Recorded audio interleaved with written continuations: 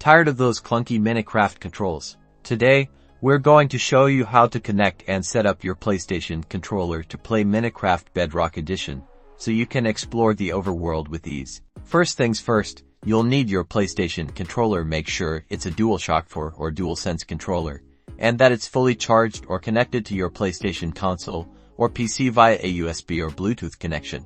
Now, load up Minecraft Bedrock. Once you're in the game, go to the Settings menu in the main screen.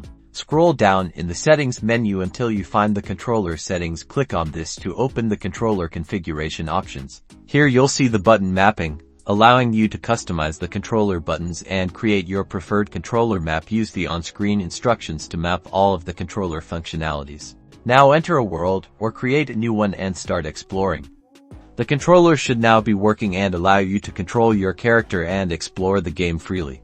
Experiment with the mappings. Try the different settings to improve your gameplay experience with your controller connected.